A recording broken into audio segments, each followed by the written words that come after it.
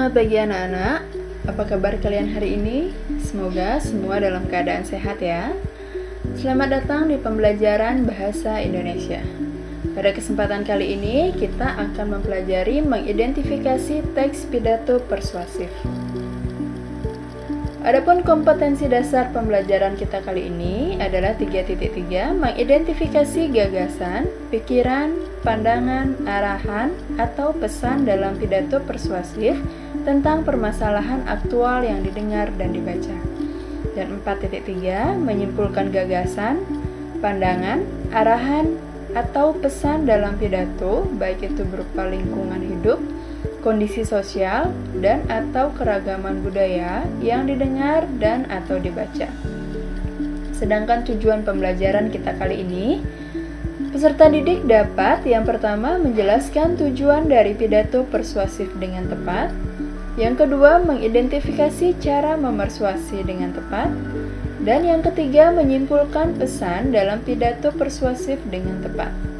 Nah, di akhir pembelajaran nanti, Ibu akan mengadakan penilaian berupa tes. Nah, anak-anak, ada 6 materi yang akan kita pelajari dalam pembelajaran kali ini. Yang pertama, pengertian teks pidato persuasif. Yang kedua, tujuan teks pidato persuasif. Yang ketiga, ciri-ciri teks pidato persuasif. Yang keempat, metode pidato. Yang kelima, cara memersuasi, dan yang keenam, menyimpulkan isi pidato. Nah, anak-anak pasti pernah melihat di internet ataupun di televisi ketika Presiden pertama kita, Insinyur Soekarno, sedang berpidato. Ataupun ketika Presiden kita sekarang, Bapak Jokowi, sedang berpidato di televisi. Atau juga anak-anak sering melihat kepala sekolah berpidato ketika upacara bendera. Apakah anak-anak tahu apa itu pidato? Pidato adalah pengungkapan pikiran dalam bentuk kata-kata yang ditujukan kepada orang banyak. Sedangkan pidato persuasif merupakan bagian dari teks eksposisi. Dan pidato persuasif adalah pengungkapan pendapat secara jelas dan logis sehingga dapat meyakinkan pembaca atau pendengar dengan menyajikan argumen dari satu sudut pandang. Sedangkan tujuan pidato persuasif ada 3. Yang pertama, mempengaruhi pendengarnya. Yang kedua, memberikan informasi kepada pendengar. Dan yang ketiga, memberikan pesan-pesan atau nasihat kepada pendengarnya. Lalu ada 5 ciri-ciri pidato persuasif. Yang pertama, memiliki tujuan. Apa tujuan kita melakukan pidato tersebut? Yang kedua, materinya harus jelas. Artinya materi apa yang akan kita sampaikan dalam pidato tersebut harus jelas. Yang ketiga, objektif. Tidak bersifat memihak kemanapun.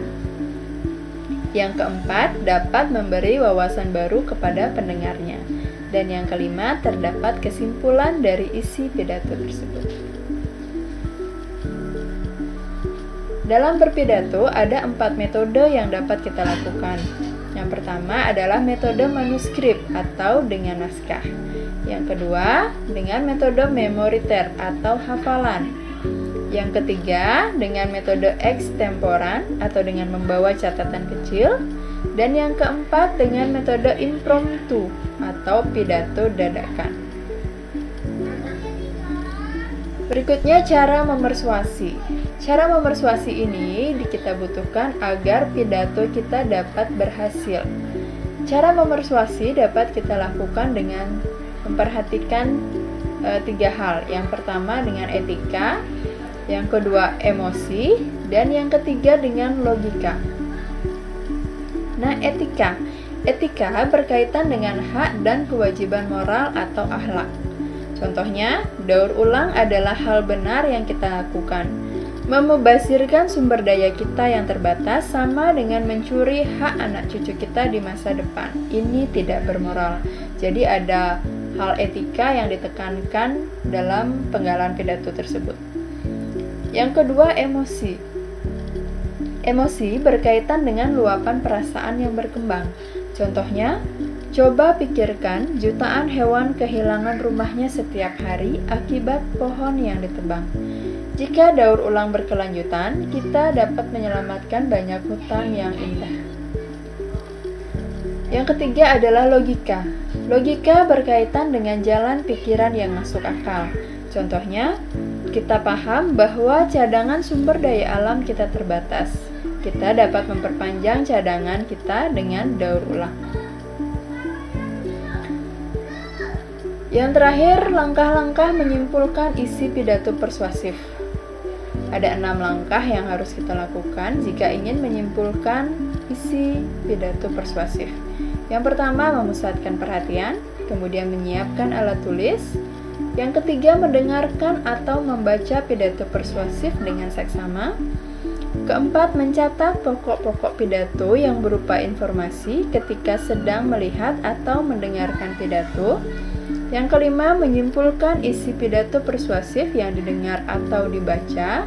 Lalu yang keenam, menuliskan simpulan pidato persuasif dalam beberapa kalimat. Namun, dalam menyimpulkan isi pidato, ada aspek yang perlu anak-anak perhatikan. Yang pertama, simpulan harus memuat pokok isi pidato. Yang kedua, simpulan tidak menyimpang dari isi pidato. Dan yang ketiga, simpulan bukanlah komentar, melainkan ringkasan dari isi pidato.